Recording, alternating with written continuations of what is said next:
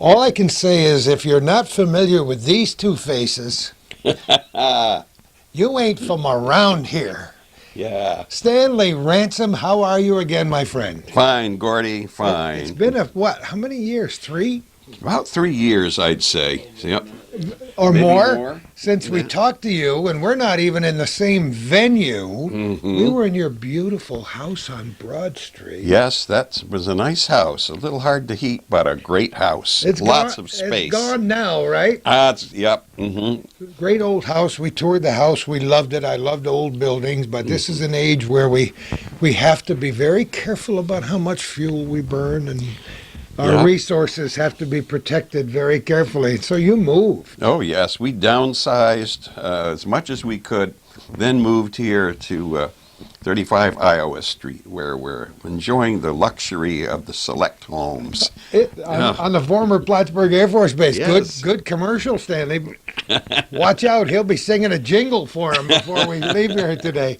For those people who don't know Stanley Ransom, he's a dear friend of the North Country and a very good friend of ours for so many years. We call him the Connecticut Peddler because that's what he calls himself. Absolutely. And like the Connecticut Peddlers, they never stayed in Connecticut. They roamed all around, providing people with enjoyment for the things they sold or peddled.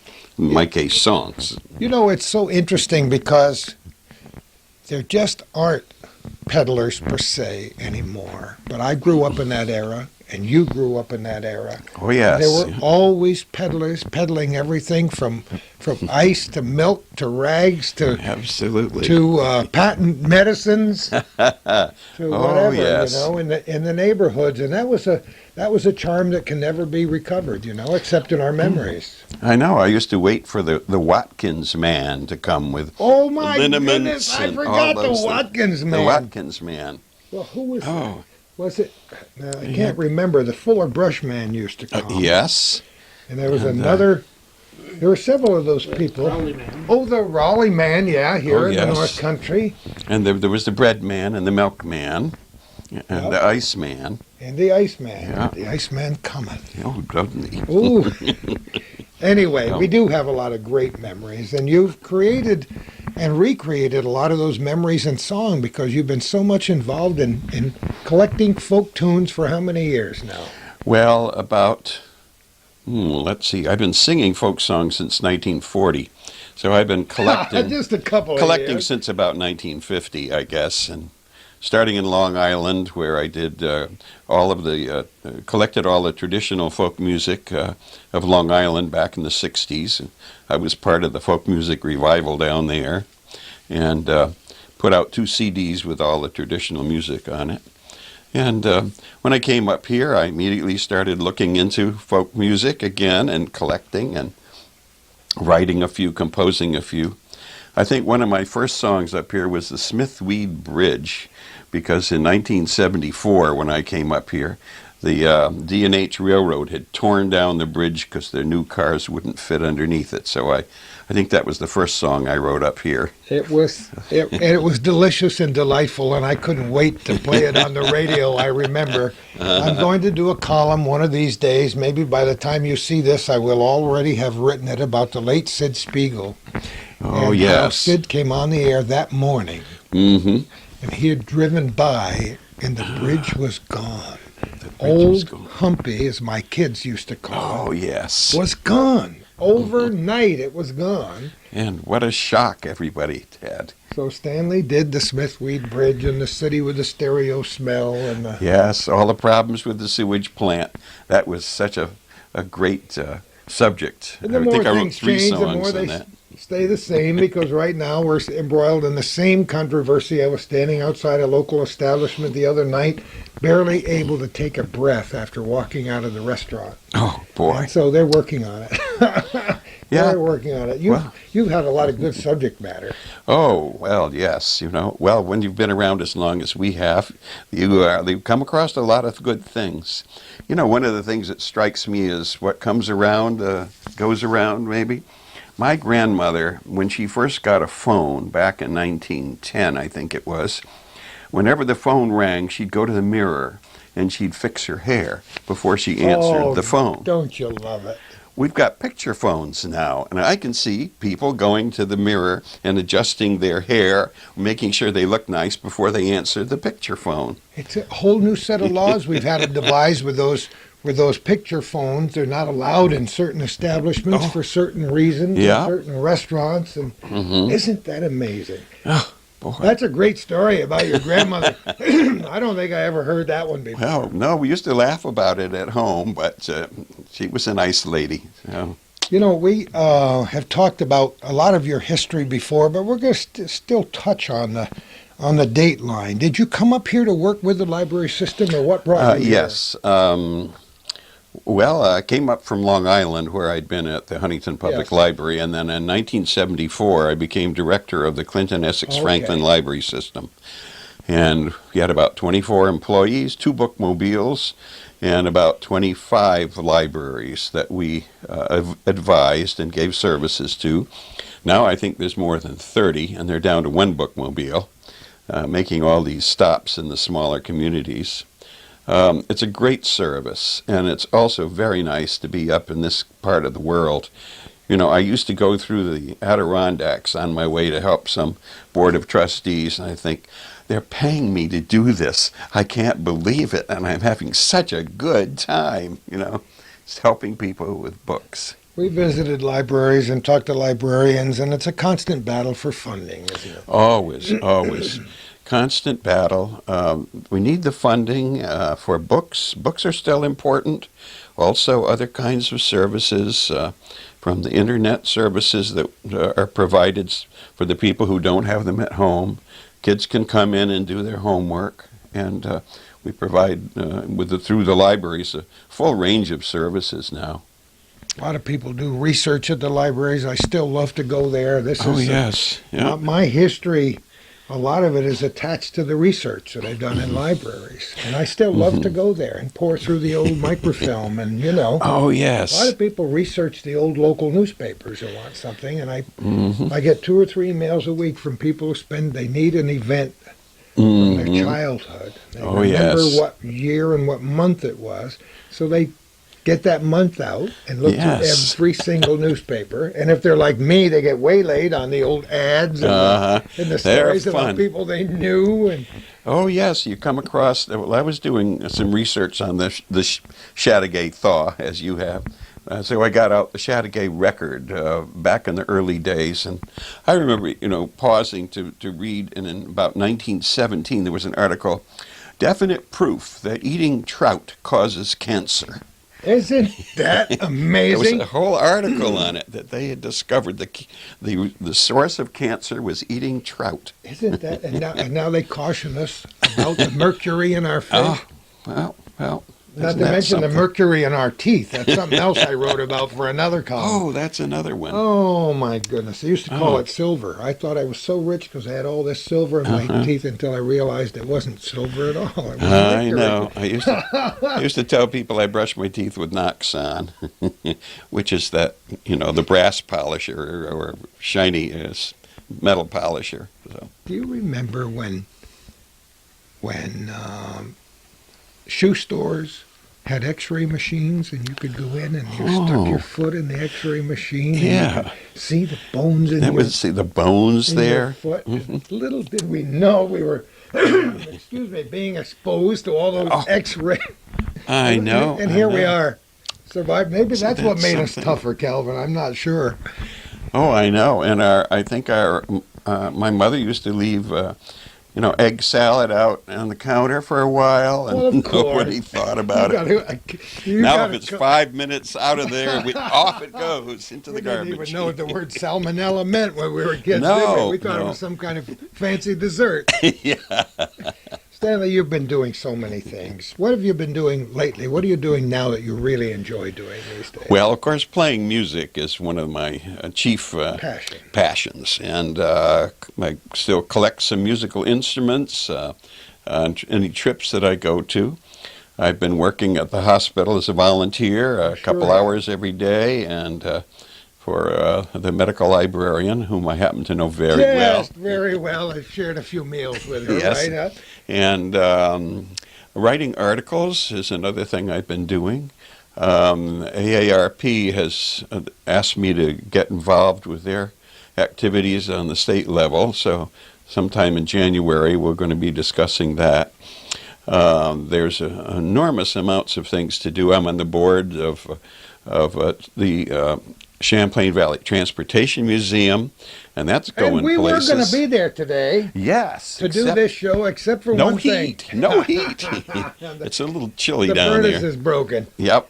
Well, we did a show there a few months ago with Frank Pabst and hope to follow the progress of that museum for a long time. And they promised us that our friend, the late Ron Venn, all of his before and after photographs and dioramas and things will be there on a permanent display, maybe in his own special room. And that would be nice because that was a That pretty neat guy. would be very nice. He was on the board of the museum. So, but we couldn't be there today. No, too bad. Much nicer in here, Stanley. Even though it's not a bad day, we're recording this on the 16th day of November, I believe it is, 2004, and it's almost mild outside. Oh, yes. Yesterday was like in the 50s, but we're delighted to be here. Well, So you're writing articles. You showed us Articles. show us a couple of these things while we can here, because I wasn't even aware that some of these publications existed. This is one called Voices.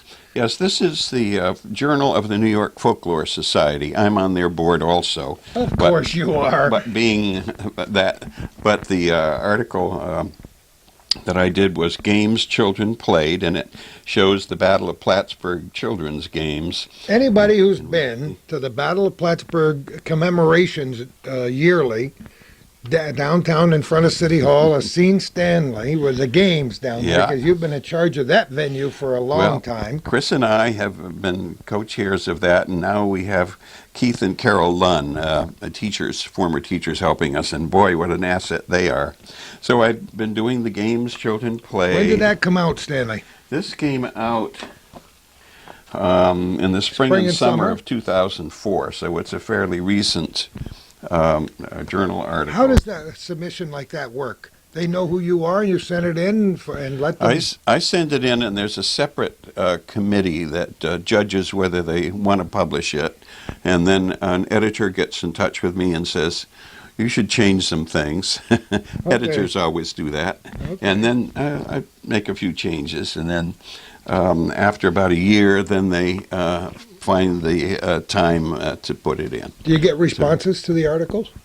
Occasionally. I got more responses to the articles on things like the folk music. This particular issue, in the fall and winter 2000, had an article about a folk song that came down in my family called Chawing Chewing Gum. Oh, gosh. And this was recorded actually by the Carter family. the Carter family in 1929. A.P. Carter claimed it as his own and copyrighted it. You know better, and I know better. But 1888, my great uncle and his wife were singing it out in Kansas. So that dates back quite a bit. Dear earlier. Carter family, guess yes. what? Yeah. And the New Lost City Ramblers also recorded it. But this is the You history. never put of it on one of your albums, did you? It's going on my next one. See, the I'm so North glad I Country brought that up, Memories. Stanley. Yeah. I love it. Then I had the photo of me at the Battle of Plattsburgh. Oh, isn't that a classic? Sean classic? Heffernan took this photo, and we got permission from him and the Battle of Plattsburgh committee to use it on the front cover of the Gerontologist, which I find I have much in common with. As do we all. That's great. Yeah, and then the Dulcimer Players News. I chuckled when I first saw this because I should have known that there would be a magazine called a Dulcimer Players News and that you would be on the front cover of it. I'm on the front cover and on the centerfold, Oh, too. that's wonderful. Well, this recounts some of my interest in playing the hammered dulcimer, and also this was taken when I had given a couple of the old dulcimers that were locally made to the Historical Society, and so I got permission from the paper to use this photo. Are you on that board too? Which Historical? No, I'm not. Though. Because as we record this in mid-November, I want to wish them well, especially wish them well publicly, and to urge anyone who's watching this program who is interested in local history or in history in general to support this group, because I'll be brutally frank, they're financially strapped. They had to move their museum to the former Saley Warren House off Cumberland Avenue, and it's very, very tough for those kinds of organizations to keep afloat. We followed the history of the Kent DeLord House, perhaps the most well-known of our historical homes in the city of Plattsburgh for a long time. And like libraries, it's always a battle. Always a battle. And I hope that the Historical Society will be able to find a place here on the Air Force Base. Well, we're looking. We got this beautiful big area, this campus as we're going to call it, and we just hope we're not too old to hobble out there by the time they get it done, don't you? It would be nice to have it here and make a museum complex with Battle of Plattsburgh and Battle of Plattsburgh Association, the Historical Society, and the Champlain Transportation Museum. I think that would make a really nice destination for persons coming to Plattsburgh to make sure they see. We kid about our National Museum, the Smithsonian, and even though they have huge spaces down there in Washington, D.C., they're only able to display a tiny fraction of the things they have, because thousands of items are donated every week and every year. It's a really big problem here, although we're so grateful for Sally Warren for donating this piece of property. There isn't much square footage inside that building for displaying the many historical items that the... Yes, we need to have more display space here.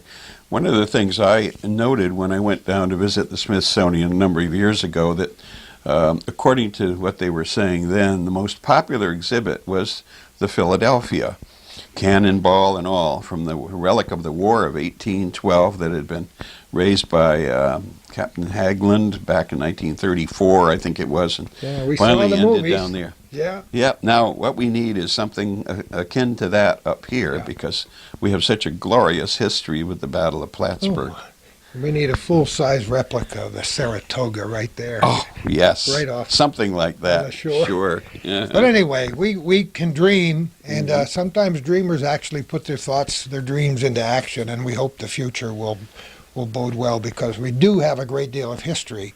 And this is one thing that people focus on about this hometown cable television, this program and the other things that Calvin does, because we do talk a lot with people who are excited about the history. Yes. Mm-hmm.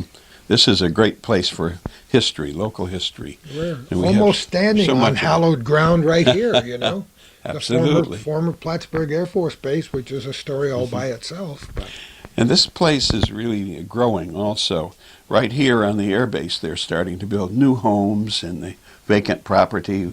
We're looking forward to having the flight line used for a terminal and an airport. You won't have to go very far to hop a flight to wherever you want to go. Walk down to the airport from here. Once again, I hope it happens before we're too old to get out there with our walkers. You know what I mean? Yes. We're going to pause for just a moment, and then we're going to talk music. What do you say? It's amazing. As long as you got a guitar, you got a stage, right, Stanley? Absolutely, yes. And it's even more comfortable when it's in your own living room, right? It is, very much. Well, let's make believe you're on the stage right now and just put on a little show for us. What are you going to do? Oh, I think I'd like to do that favorite song of ours, the wreck of the Julie Plante. I love it.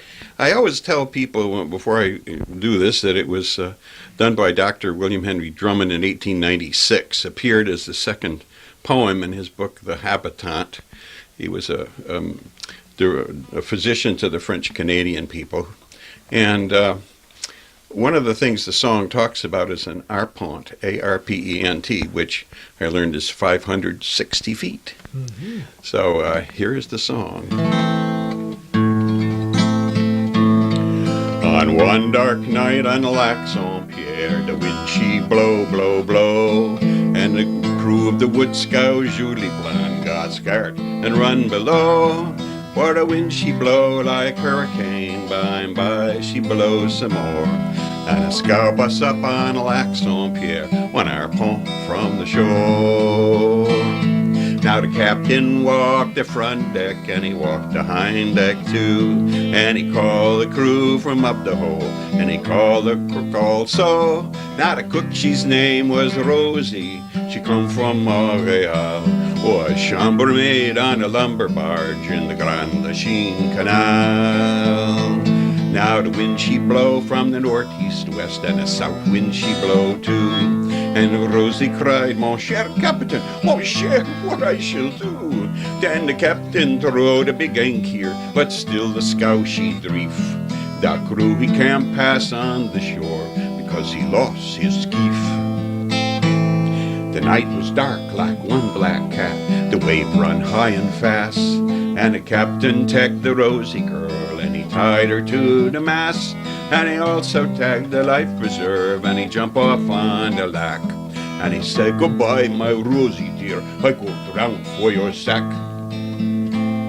Next morning, very early, about 2:30, 3, 4, the captain, the scow, and the poor Rosie was corpses on the shore. For the wind she blow like hurricane, by and by she blows some more. And a scow bus up on Lac St. Pierre, 1 hour pont from the shore. Come all good wood scow sailor men, take warning by that storm, and go and marry some nice French girl and leave on one big farm. Then the wind can blow like hurricane, and suppose she blows some more. You can't get drowned on a Lac St. Pierre so long as you stay on the shore. That's the line that everybody remembers. Of course, Yes. we transplanted that to be Lake Champlain. Yeah. I think also D.T. Tremblay, who wrote under the name of Baptiste, as you are well aware, Absolutely. did a poem and used parts of that, the wind she blow on Lac Champlain. And I think that's poems around somewhere, too. It's still around, and you Oh. sent me all the original copies of the copies from, Oh, yes. from yes. Montreal, and it's a great history. Oh, it is. A wonderful song, and yes, our parents and grandparents sang it up here, and so they're through every family's there's a little thread, especially that last line. Oh, yes. I love Very it. famous. You know, when I was watching you play, it reminded me that we did a television show with Dave Nichols down in a place called Whippleville, not Oh, far boy. from Malone, and Dave Nichols does all the pearl inlay work for the Martin Guitar Company. He's very famous. Very in famous Malone. and a great guy, and he does incredible work. And now every time I see a guitar, I'll look for the inlay to see. This one is a particularly nice guitar because Beautiful it does have sound. the extra inlay on this model of the Taylor. It's beautiful And, sound, too. oh, Don't thanks. you love it? Yes. Nothing like an unplugged guitar, right? Yeah, Acoustic good old guitar. acoustic guitars. You bought a new instrument you were telling me Oh, about. yes, yes. This is an instrument which I've long wanted, and it's called an octave mandolin. I think it originally was Greek, called a bouzouki, but the I've heard that name, but Celtic bands have taken it over, and it's tuned like a mandolin, except that it is G-D-A-E, but it's an octave lower, so you get a much Oh. richer sound.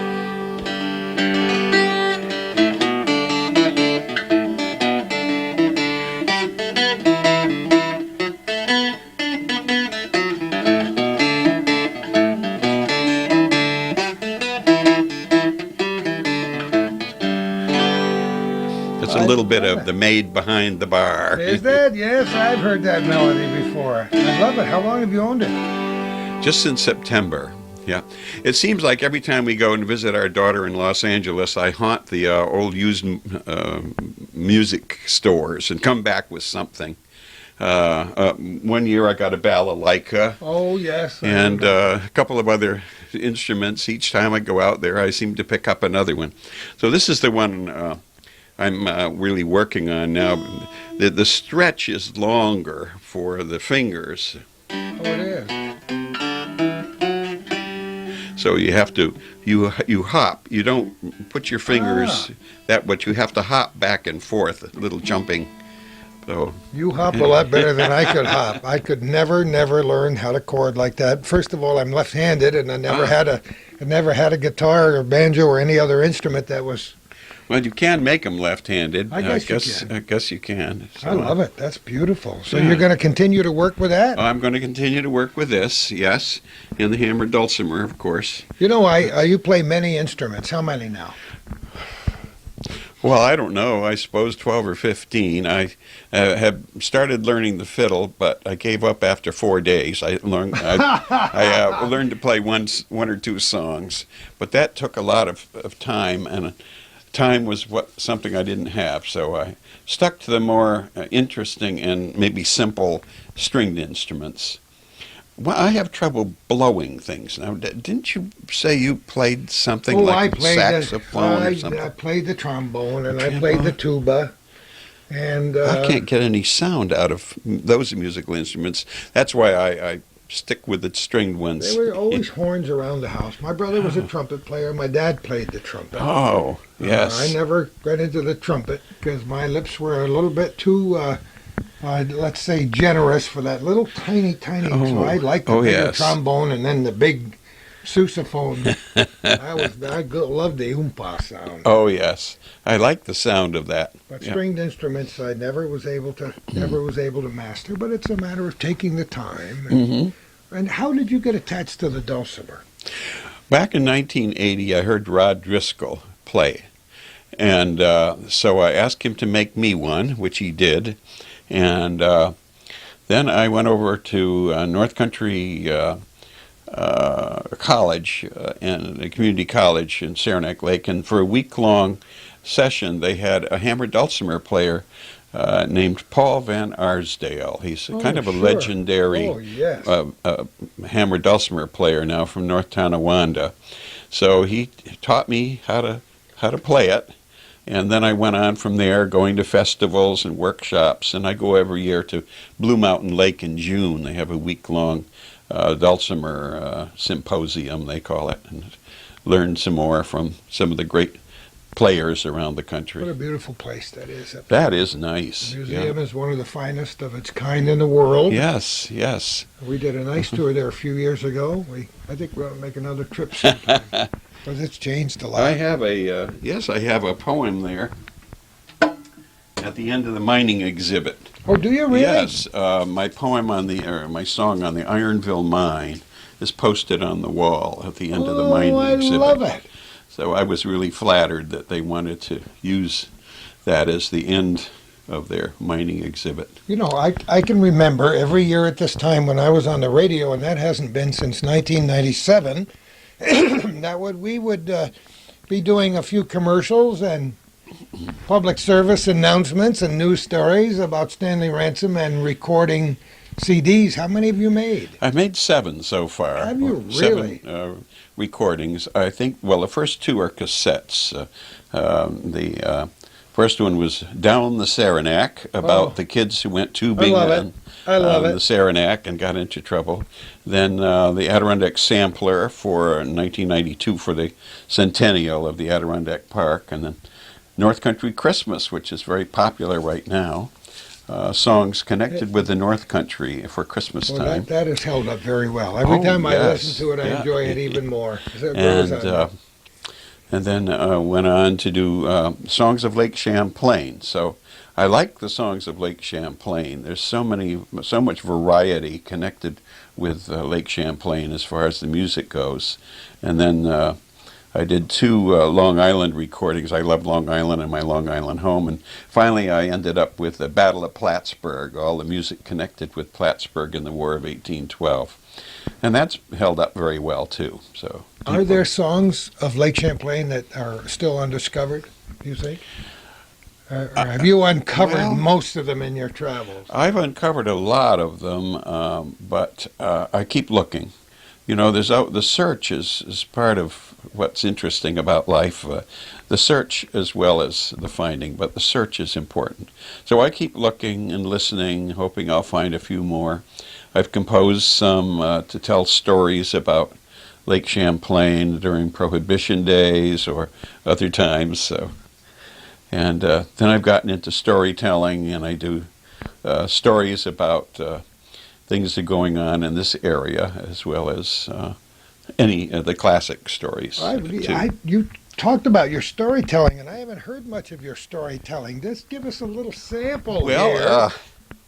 I think one of the ones I like best is I got from Willsboro by a musician down there, but I don't know his name, but he was part of a jug band. And then I researched it. I have a lot of folklore books over here. And it was actually, it dates back to 1890s in England. Mm. So, but as with most storytellers, what you do is you localize it. And so you bring it up to date. Well, this story concerns my trip to Port Henry.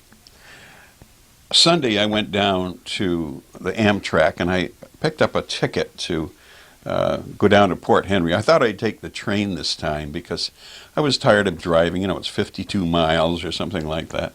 So I got my ticket. I had to meet a fella down there and see about a little piece of property I wanted to buy. And it was important that I make this connection. So on Wednesday, I got my Press Republican and my cup of Dunkin' Donuts coffee, and I got on the Amtrak, and I sat down, and we started gliding along the shores of Lake Champlain very nicely. And the conductor came along and asked for my ticket, and I gave him my ticket, and he looked at it, and he said, "This ticket is for Port Henry." And I said, "Yes, I know. I'm going there. I have an appointment." He said, "But didn't you know?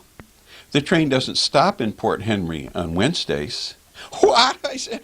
"The train doesn't stop in Port Henry? I've got to get off. I've got an important appointment." "Oh," he said, "no, I'm sorry. The train doesn't stop." "Well, where's the next stop?" "Oh, Glens Falls, another 50 miles further." I'll never make my appointment. I really have to get off at Port Henry this afternoon. And he said, "Well, I'm sorry." He said, "The train doesn't stop in Port Henry on Wednesdays." And I said, "Conductor, how fast is the train going when it goes through Port Henry?" He thought a minute, and he said, "Oh, I don't know. It goes up a little grade there, maybe about 10 miles an hour." I said, "That's it. I'm going to jump off the train." "Oh, no, you're not," he said. "You'll fall under the train, cut both legs off, and will never be able to keep to the schedule." So I said, "I'm still going to jump off." And he said, "Well, I can see you're a man who's made up his mind, but let me give you some advice," he said. "All right, you can jump off the train. I'll open the door, and you can jump off. But let me tell you something. When you hit, if you aren't prepared, you'll roll over and over, hit a telephone pole, you'll knock yourself out, you'll really hurt yourself. But if you psych yourself up and tell yourself, I've got a light running, I've got to run, run, run, when you hit, your legs will be going a mile a minute, and therefore, when you hit, it will carry you forward and you can slow down or gradually, and that will be just fine and you'll be safe then." "Okay," I said, psych myself up. So I thought about it, got my briefcase, got there as we came into the area where Port Henry was. Train slowed down. I thought, I gotta run. So I opened the door, and I leaped out thinking, run, run, run, my briefcase flapping behind me, and I lit, and I was running, and I was not falling over, and I was running so fast, and then I noticed a couple of things. One, the train was going a lot slower than the conductor had said. I was gaining on the train. I was running faster than the train. So as I was running and still thinking about trying to slow down, I pulled up even with the next car.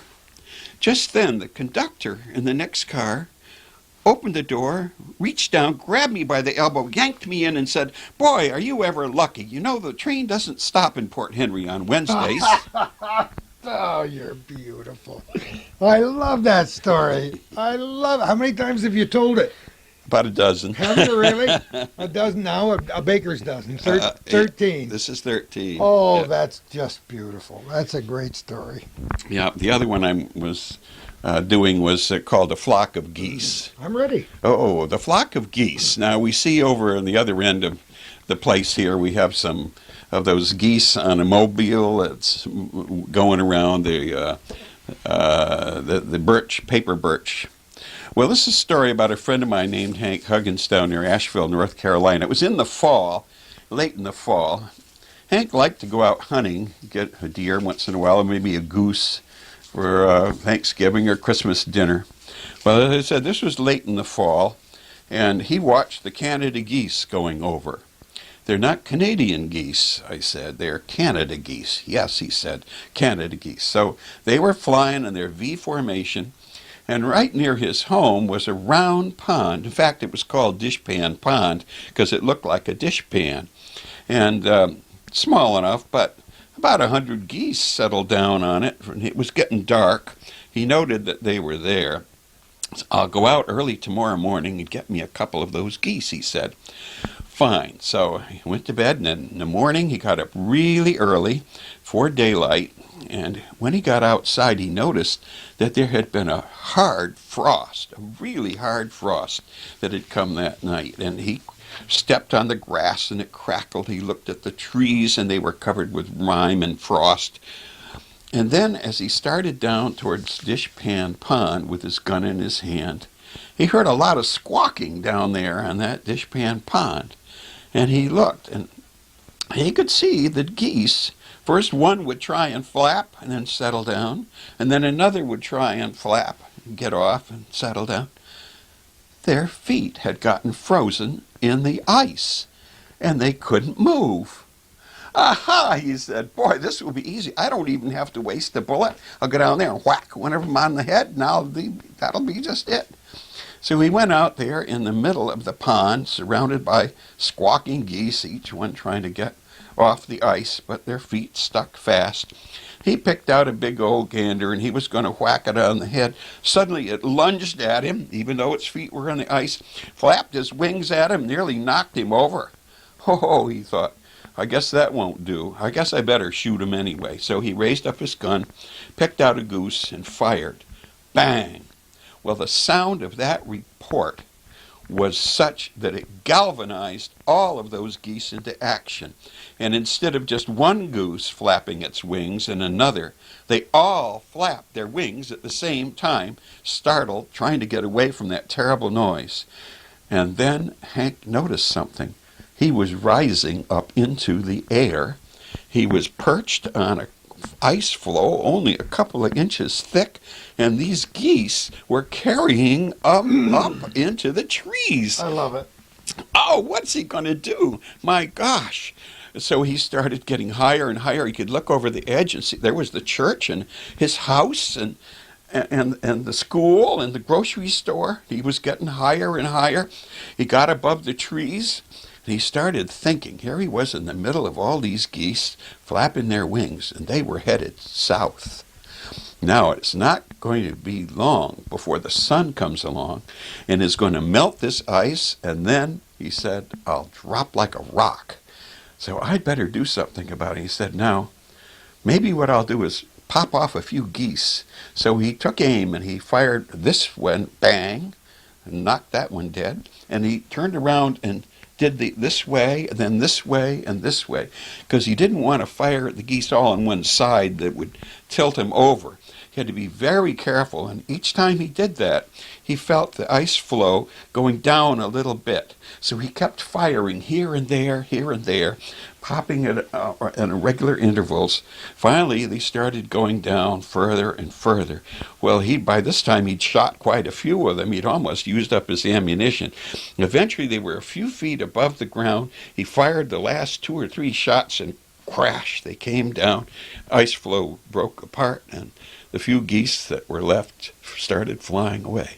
He had to hire a truck to take the 85 geese that he had killed, piled them into the truck, and took them home. His wife said, "Land's sakes, Hank, how come you got all those geese?" He said, "Well," he said, "I went hunting for them, and when they took off up into the air, I went right up after them." And his wife still doesn't believe that story. Isn't that a great story? I love it. I think you ought to tell it to every school group and every senior citizens group from here to Ticonderoga. Yeah, I like that one. It's a great story. When did you write that story? Actually, it came out of a book. I did some research. Really? Yes, it's called Appalachian Folk Tales, I think. So I've been collecting a lot of books with folk tales. A lot of great songs and a lot of great stories from Appalachia, that's for sure. Oh, sure. I love it. You like to tell stories. I like to. I find it's a lot of fun. Actually, the first time I did it sort of professionally was this August. I was invited by Carolyn Caney, who is the editor of the Lake Champlain Weekly, to go up to the West Brome, Canada Storytelling Festival. So I did a half an hour of stories up there. And it seemed very well received, so I hope I'll be invited back again. Stanley Ham Ransom. I love it. I love getting up in front of people and doing whatever I can do the best I can. I do have that. Like you do. That delightful enthusiasm that rubs off on people, but isn't it fun? It kind of sustains you, doesn't it? Yes. When you get applause or chuckles, it energizes you. Makes it feel like it's all worthwhile. Absolutely wonderful. I think we ought to hear another song.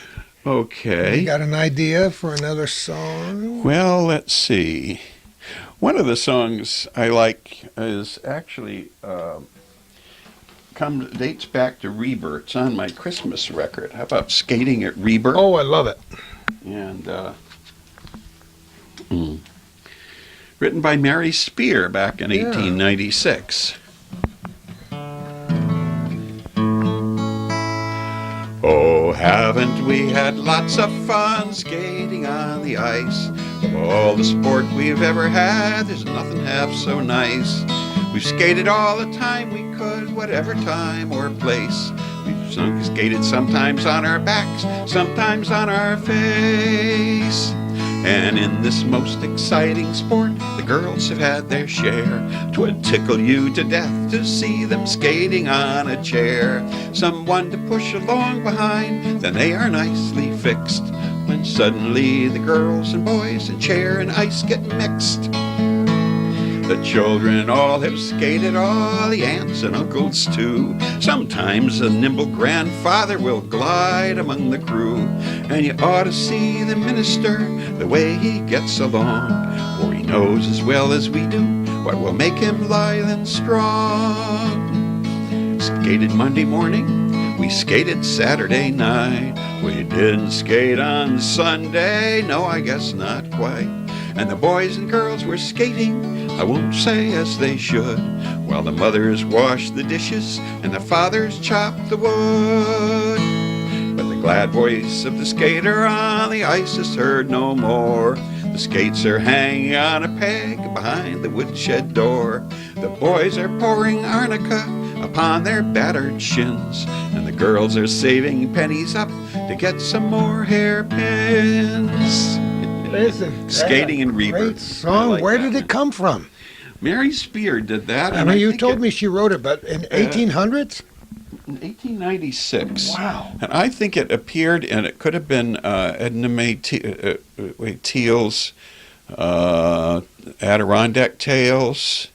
It's in one of the local books that had come out. Now, a lot of these are poems that you apply a melody to. Right. A lot of what I do is I take poems and then I fit a melody to it, trying to make it Some of those melodies original. are vaguely familiar from... Well, yes. I love it. Well, that's the way I compose songs. Sometimes if I sit down to compose a song, I'll just pick a tune like, I don't know, Sweet Betsy from Pike or My Darling Clementine. That gives me something to fit the meter to. Then I write the poem, and then I don't use that tune. I make up a new one that's got the same kind of rhythm and accents, and hopefully it hasn't been used before. Try not to copy people. Folk music is a wonderful musical medium that many young people have not discovered.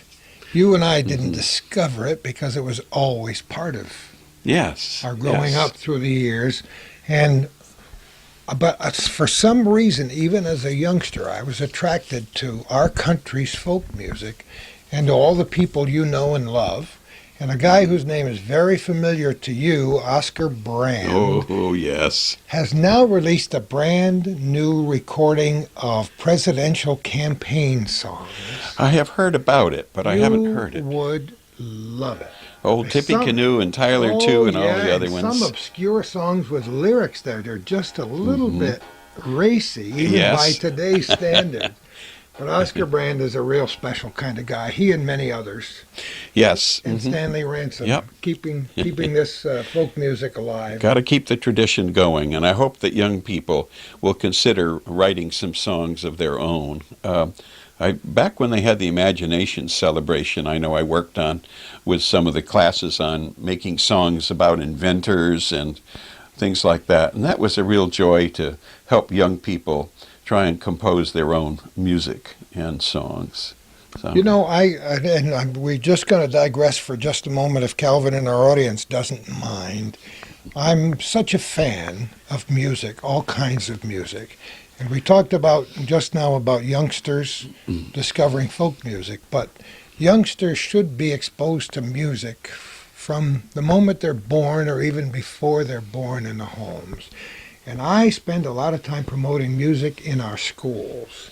And that's very important.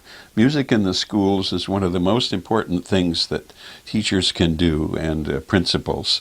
And it always makes me feel not only unhappy, but really frightened at the thought that when budgets have to be cut, Isn't it sad? music, art, things like this get cut, because the creativity impulse is so important to this country, because this is where engineers get their ideas, where inventors get their ideas, because of a stimulated creativity, which music and art does for them. So I think it's got much more of a lasting effect than just singing a song, let's say.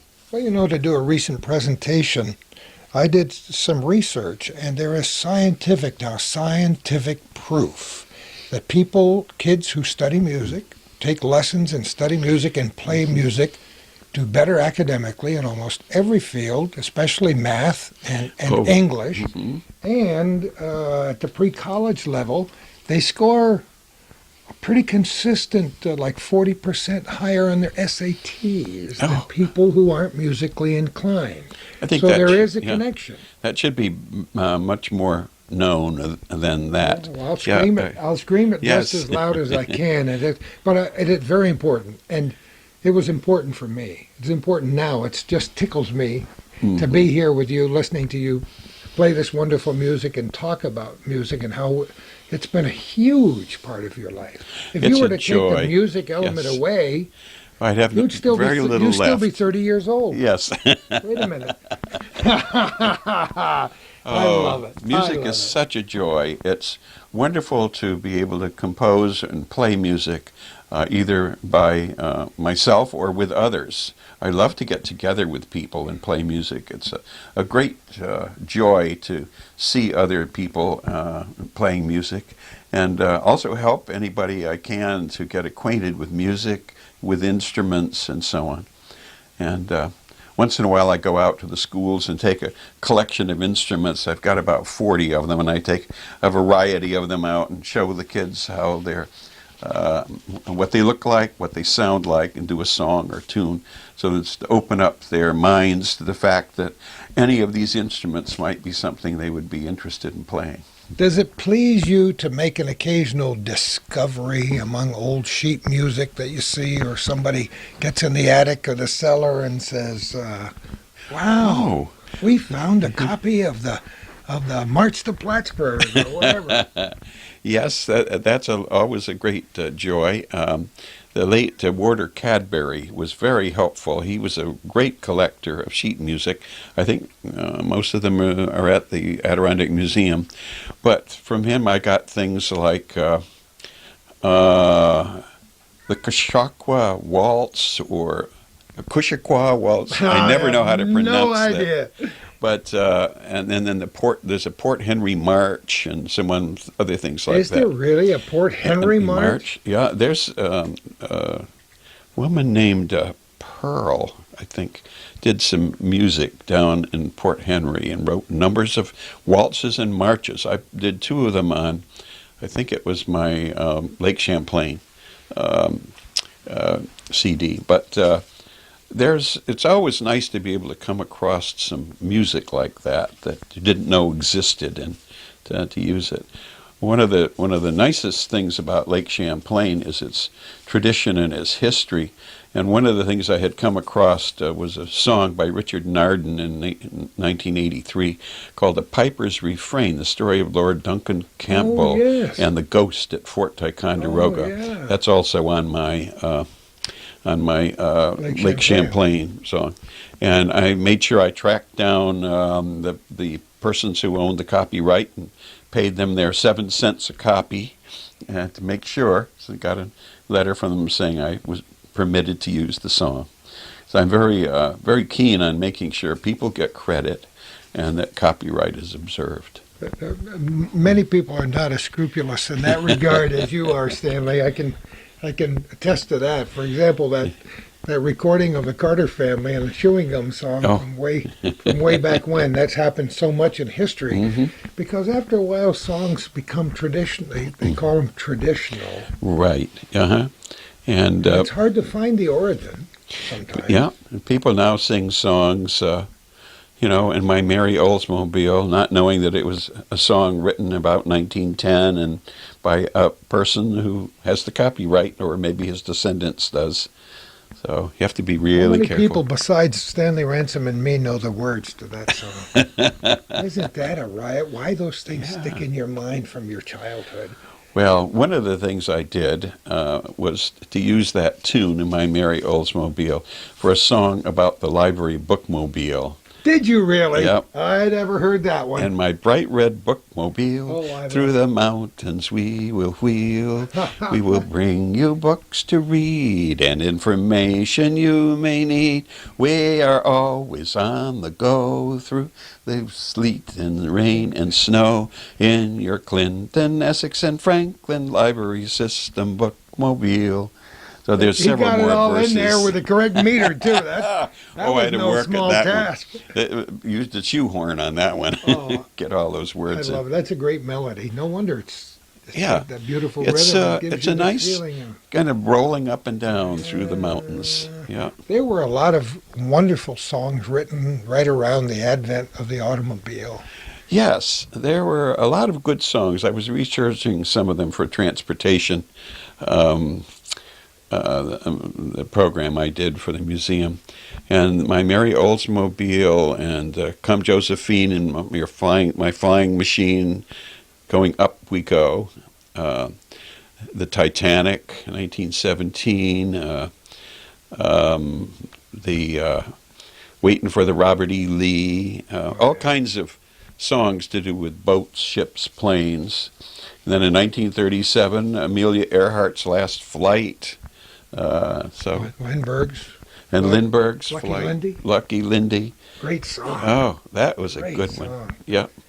That's wonderful. We're going to pause for just a moment, and we're going to have some more fun as we talk to Stanley Ransom, the Connecticut Peddler. I wish we had the video camera going. We were just talking about the old days and the difference between news reporting when we were young and newspapers when there was personal items about who went to visit who and how many guests you had for your Thanksgiving dinner. That's true. Yeah. I love my it. Aunt Florence was the correspondent for the West Heartland news in the Winsted Evening Citizen in rural Connecticut. Oh, boy. And she had all those things down pat. So. I noticed in your little list of notes, because he's so much better organized than I am, he had written down September 11th. And that's a date that will live in infamy for all of us. Oh, yes. And on October 11th, 1 month after that, I sat down and did a song. I wrote out a song to try and say, let people know how people felt 1 month after that tragic event So this is called September 11th. And I've been looking to see what folk singers have done with this event. Not many of them, I guess, have dared to write about that because I guess they weren't sure how to do it.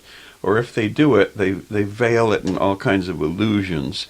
But I thought what needed to be told was how people really felt, how patriotic we all felt, and how we all rallied together. So this is my song called September 11th. I sent it to Mayor Bloomberg in New York, and I got a nice letter back from him, but I don't know that they ever used it. September 11th was the day in the year 2001. Terrorists struck at our fair land and left us sad and numb. Two large jets filled with passengers diverted from their course. The World Trade Center targeted, it could not have been worse.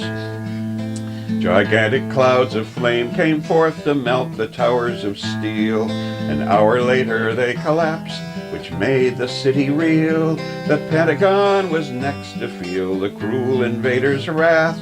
Another plane plowed through its side with fiery aftermath. A fourth plane's passengers arose to smite their terrorist foe, but could not stop its swift descent into the fields below. Thus thousands perished on that day in horrid holocaust, with many families grieving for the loved ones they had lost. And now we bomb the Taliban, Bin Laden's forces flee, and just as soon we'll overtake the terrorist enemy. Our cause is just, our duty clear. We must avenge the dead and help to bring peace to the world instead of fear or dread. America the beautiful is on a righteous path to capture vicious terrorists and let them feel our wrath. Projecting from each family's home, the stars and stripes appear. We're proud to be Americans, our voices now ring clear.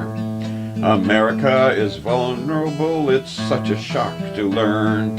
Our world is now a smaller place, and great is our concern.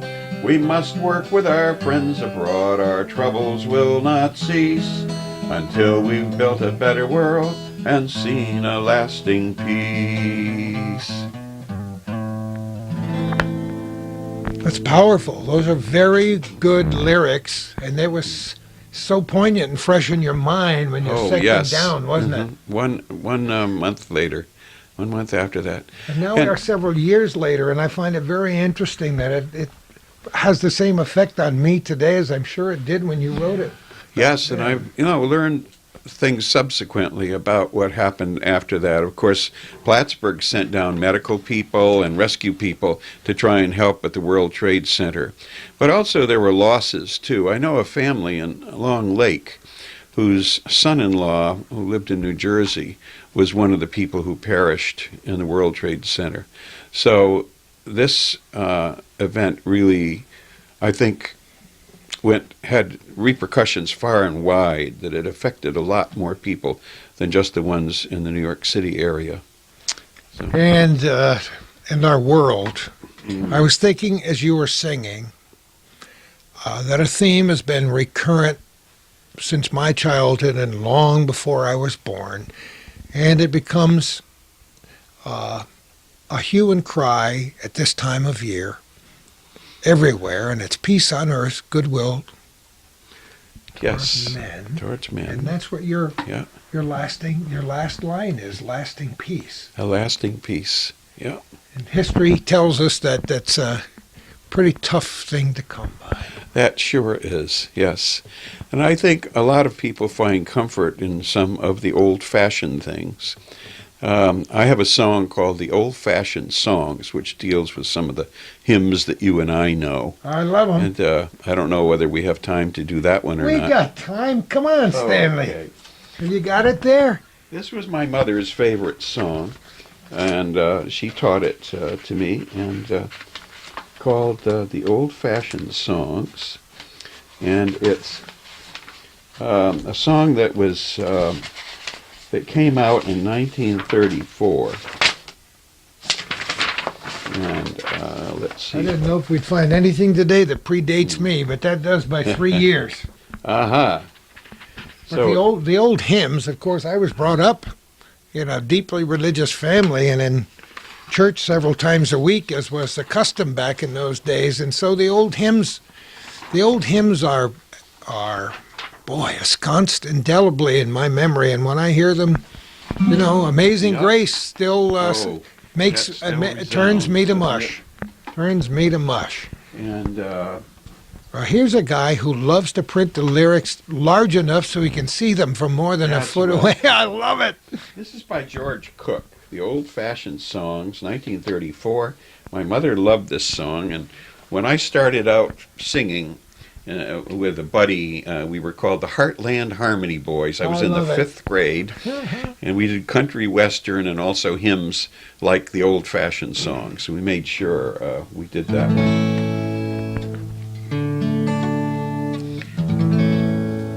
New songs we have by thousands, new tunes we have galore. There's music by the mile and mile, and yet we still want more. And as I heard them played and sung, my feeling you should know, they do not suit my taste as well as the songs of long ago.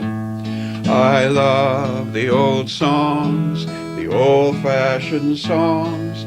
They cheer me and help me along.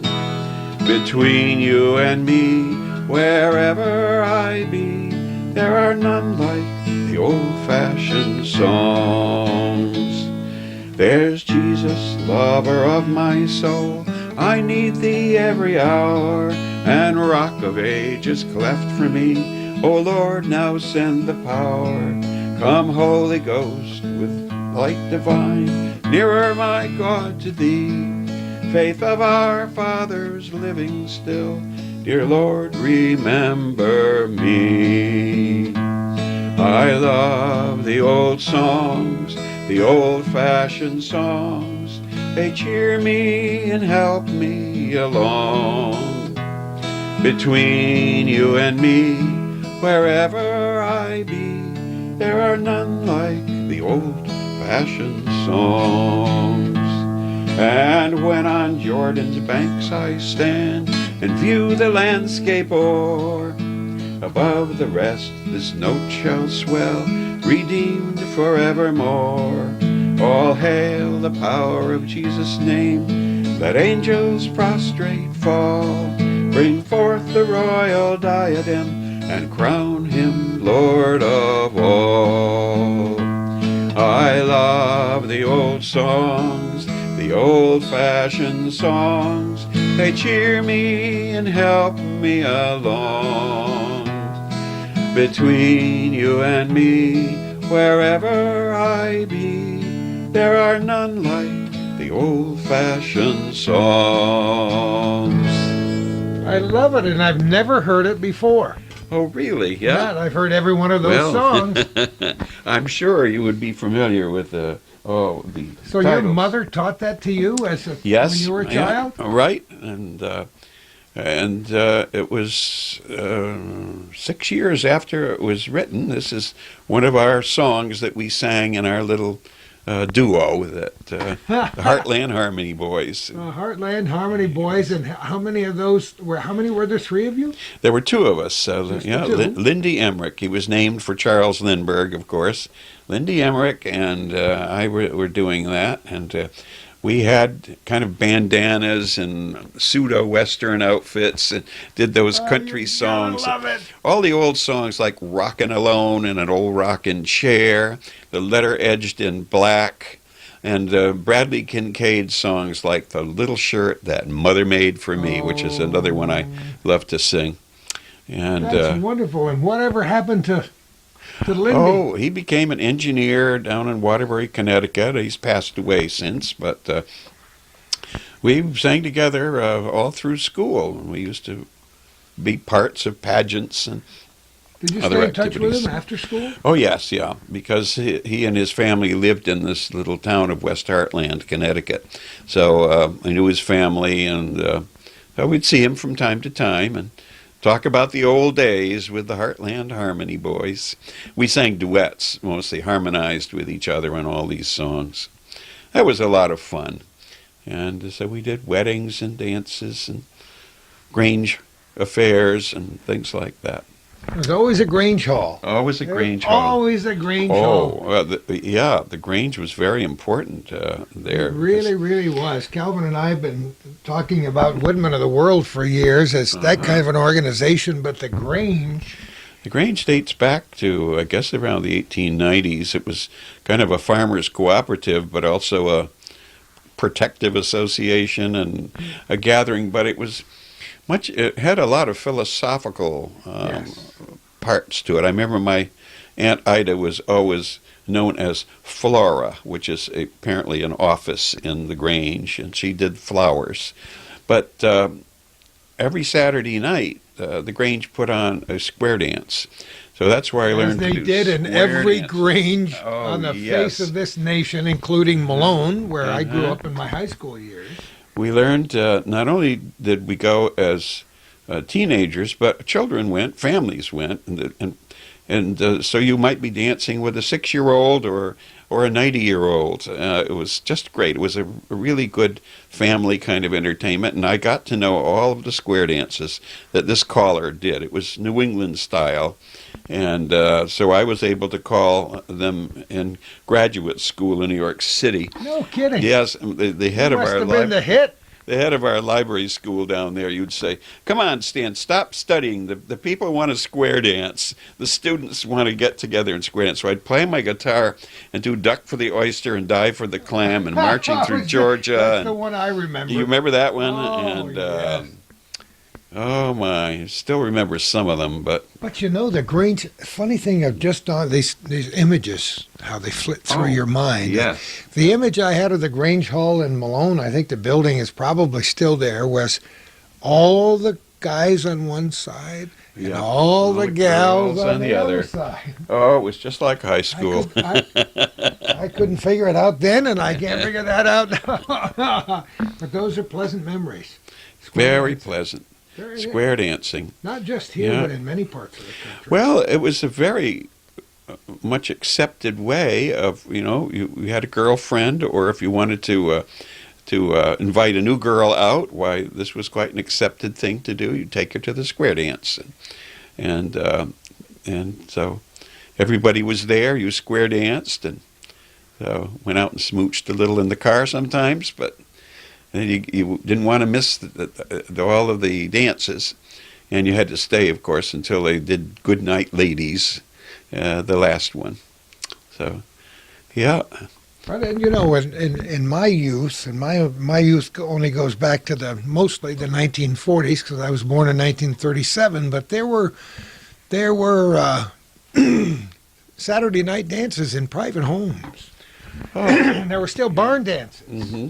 Back in those days. Yes, my grandmother used to tell us about kitchen dances at the big farmhouse that she and my grandfather had.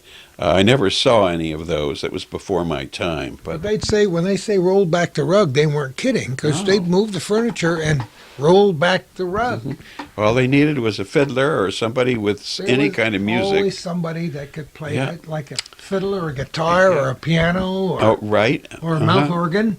Any kind of music, just to get people going. And then there was either they all knew the dances and they just go through the whole sets by themselves, or else they'd have round dances and polkas and waltzes.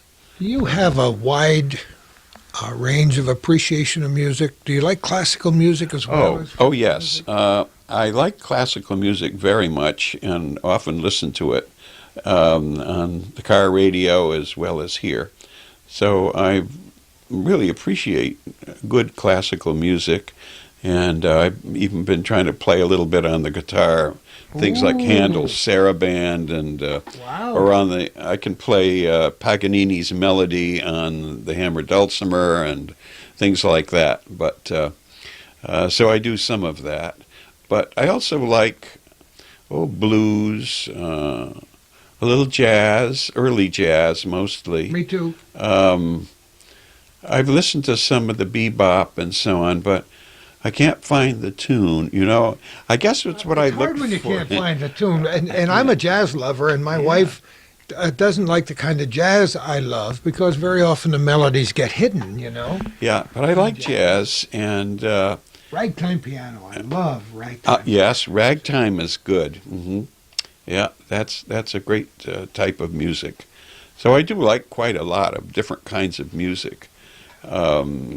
Music from different countries. I know a few Japanese songs and songs from other countries.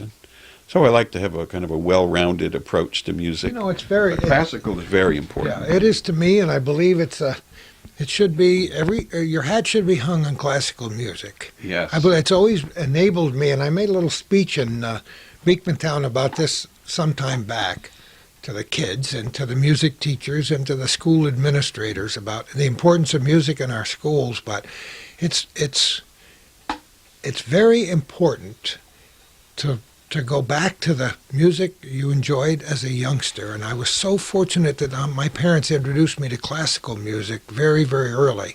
And when I left the radio business, it's not something I've revealed a lot until recently. I had to stop listening to popular music entirely for almost 2 years. And to get back to square one, I went back to the classics, my old friends. Oh, yes. And they guided me and sustained me and enriched me, and I find that true even today. So I listen to a lot of classical music, but I listen to all kinds of music. Oh, yes. Well, we went out to visit our daughter in Los Angeles, and we were very fortunate to be given tickets to the Los Angeles Symphony in the new Walt Disney Theater there. Interesting enough, our daughter's next door neighbor is Gil Cates Jr. Now, Gilbert Cates, the father, was the one who produces the Oscars, and so we heard the news about who was going to be producing doing the Oscars before it was announced through the Sun. But anyway, they gave us the tickets that they couldn't use to the concert, so we saw that great concert at the Walt Disney Theater there, the concert hall. Marvelous. Many of our viewers know already that I've discovered a lot of old-time reel-to-reel tapes. One of them are boxes and boxes of Voice of America reel-to-reel tapes from the 50s and 60s. A friend of mine had a grandfather who was a producer there for many years and retired in 1966. And these boxes of reel-to-reel tapes languished in somebody's garage or attic until somebody said, "Gordie, you got a reel-to-reel tape player, don't Oh, you?" yes. Yeah. And I've been listening to and transcribing those onto CD. And good. incredible. And in my garage, you just reminded me, I have a large cardboard box this big full of recordings made of the Boston Pops and the Boston Philharmonic Orchestra in the mid-1940s. They should be very good. Very good. And I recently acquired a standalone CD recorder, and that's a nice format. So I'll just copy and nice. So enjoy, be able to copy and enjoy. Copy them and enjoy them. We haven't heard you do anything on the dulcimer Uh-huh. today. Can you do us a Yeah. song? Let us pause for a minute and get our thoughts organized, and we'll plod on. All right. Fine. I was going to be so busy talking about Stan Ransom's recordings that I forgot to pick the microphone up. Galvin, are you going to use the mic? Well, I've entertained a lot of rooms with no microphone, so I guess I could have hollered loud enough this time. We just want to talk about some of the recordings you've mentioned. Which was your first one? My first one was Down the Saranac. Did that in 1991. And it has what I thought were kind of humorous songs about Plattsburgh and Clinton County, including the sewage treatment plant and the Smithweed Bridge and other songs like that. I think the trolley car song, also describing the trolley that went past our house in Broad Street. And so that was the first one. Then the next year out came Adirondack Sampler. And I had a friend of mine who was a needlework expert do a little needlework, a sampler, so that I could use that as a pun kind of thing. It won a prize for a commendation from the American Association for State and Local History. I did it for the centennial of the Adirondack Park. So most of this is traditional songs of the Adirondacks, but it does include Ironville Mine Song and other songs. And every now and again, people buy copies of it. Oh, yes. We've just been discussing before the camera came on how maybe you want to take that next step and put them on a CD. Well, yes, I think it's a good suggestion. We thought the cassette was the end all when it came out. Oh, that was the latest We who thing. had been fooling around with the other media, recording media before that, cassettes were wonderful. You could actually cue them up to songs. And Right, yeah. nowadays with a CD, you just hit track 1. Oh, yes, 2, it's and- so much nicer. I think I'd probably better do that then and get those on the CD. But anyway, they're good. And what was next? Next is Christmas, Songs of Christmas called North Country Christmas, which I did together with Marnie O'Shea, a local folk singer who has since become a doctor down in Syracuse. Absolutely. And I hear from her once in a while. That's a nice album. Has a nice, really nice voice. album. And these are songs of Christmas and the holiday season that are largely connected with the North Country, and which includes Vermont, and there's some connection with the Mohawk Reservation, Akwesasne Reservation, and so I tell inside what the connection is.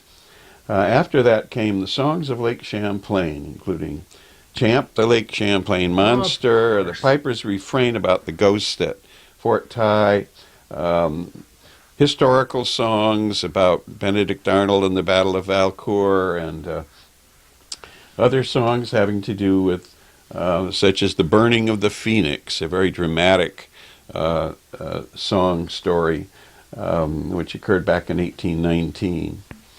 Then I did two recordings of Long Island music. I Love Long Island, which was also a song which I happened to write. We lived there from 1955 to 1974 when I came up here. And these are my 3 children at Hither Hills State Park back in 1970. So this is traditional music of Long Island.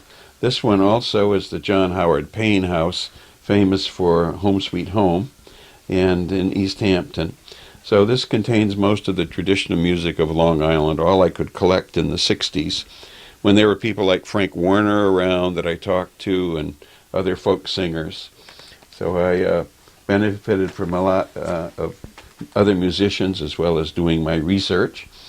Then 2 years ago I did the Battle of Plattsburgh, music of the War of 1812.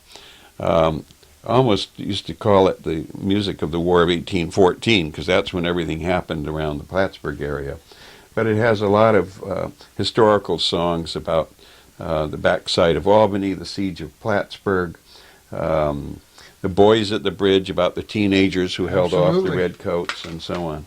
So these are things that I've done over the past couple of years. They're all for sale now. Oh, yes. Of course. Oh, yes. He Yes. says Oh, yes. enthusiastically. Either through me or Cornerstone Bookshop, Peacock Records, some other places have them.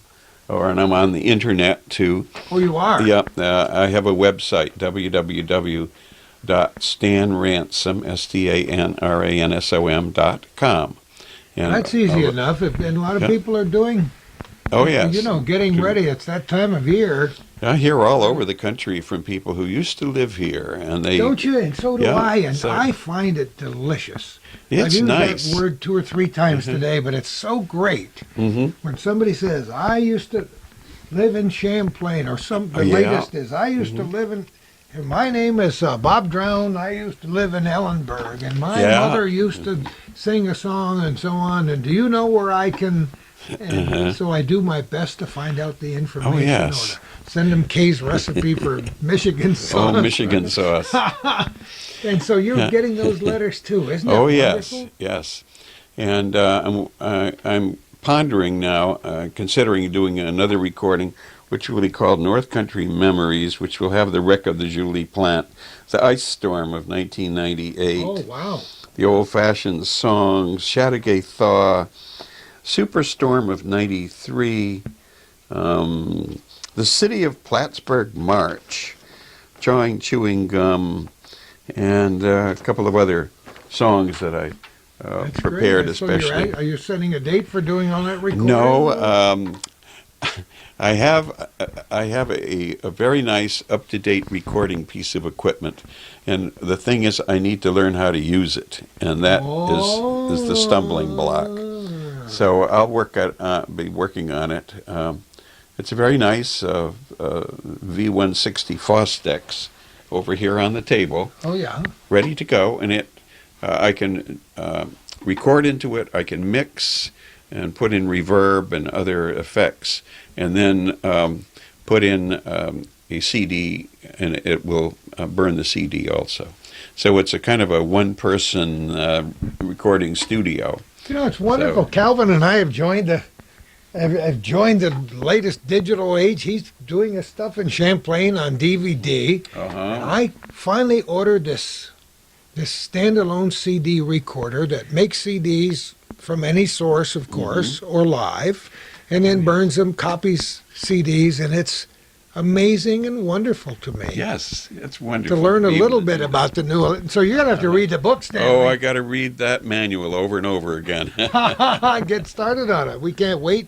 Maybe that'll be out in time for next Well, Christmas. we'll try. I'll That'd try. be wonderful. Now you're going to do a tune on the dulcimer for us? Yes, I thought maybe I'd do one which I mentioned was called The City of Plattsburgh March. Oh, that's wonderful.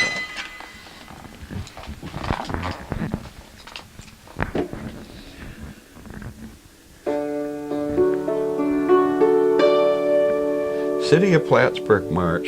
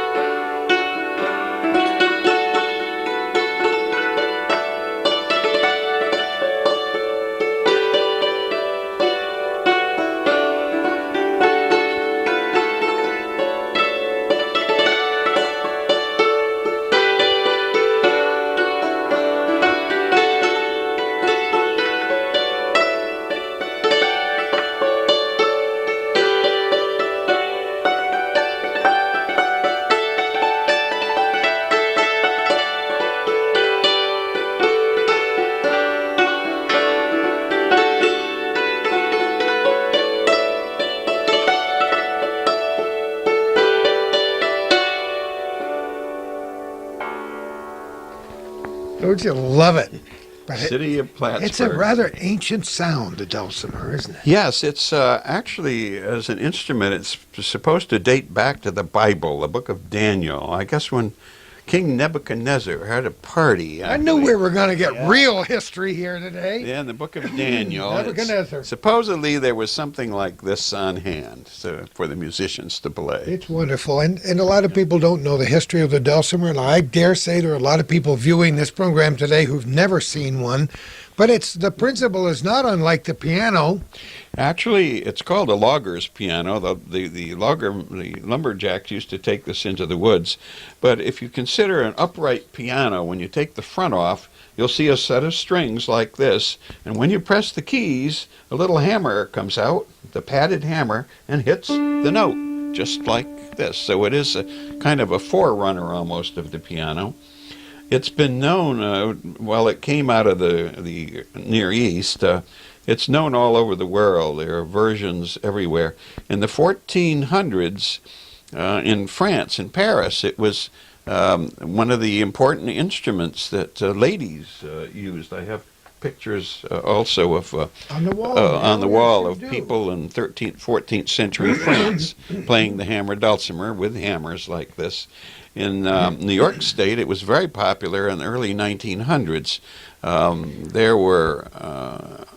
were at least 5 or 10 hammer dulcimer companies that produced hammer dulcimers, one of whom was a distant relative of mine named Henry Ransom from Sherman and Nunde out in the western part. I have one of his hammer dulcimers packed away, but they made a lot of hammer dulcimers before the Civil War. Civil War kind of messed up everybody's plans to go out and sell music instruments. But anyway, there's a recurrence of interest in the hammer dulcimer. I think one of the people who started coming back was in 1929.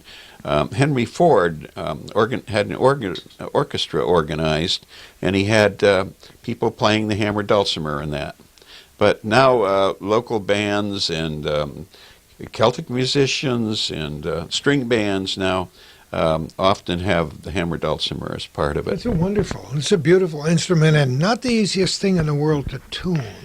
Well, 84 strings takes a little while. I bet but it does. One of the tunes I really like is one that I played with the late Victor Bourdon. He, a French-Canadian fiddler from Plattsburgh, he and I used to do Evergreen Nursing Home and other places together. And I can do his version of the St. Anne's Reel. If We'd love to hear it.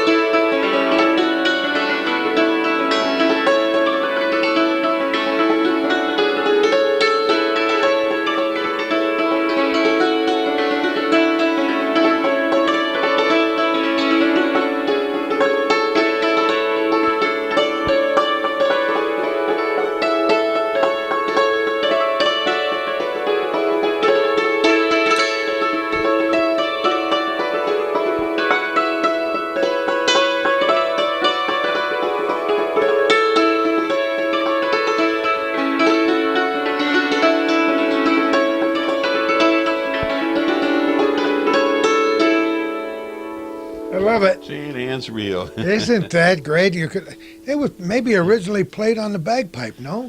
I wonder, some of these old songs were. Oh, a French-Canadian tune. It could have been played on Fiddle? probably the fiddle. The fiddle, more likely the fiddle for a reel. Yeah, and they would play Soldier's Joy and Devil's Dream and some of those other ones. And that good old Irish favorite, Whiskey Before Breakfast. Oh, I like that one.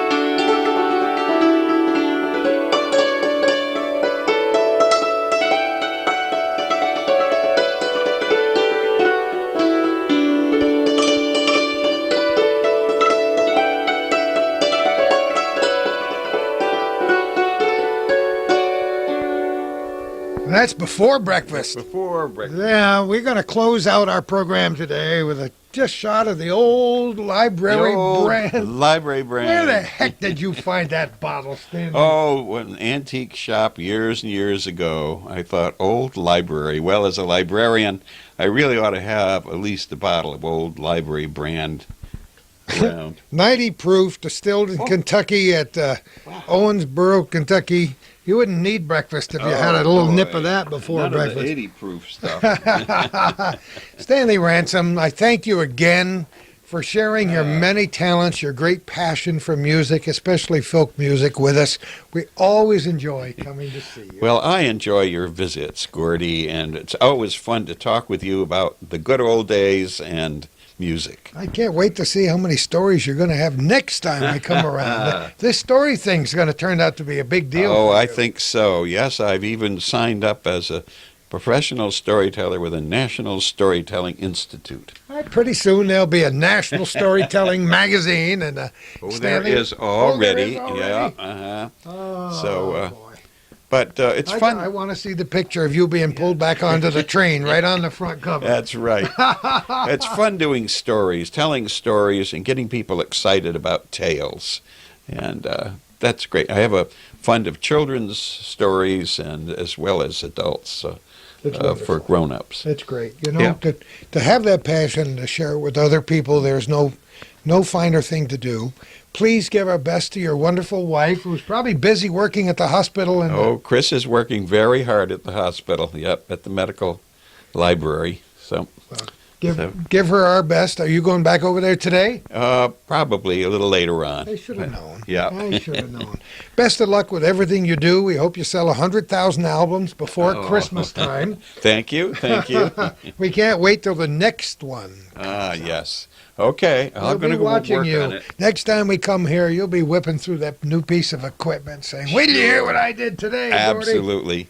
Yep. Stanley, thanks again. And who knows where we're going to be next time for our little corner.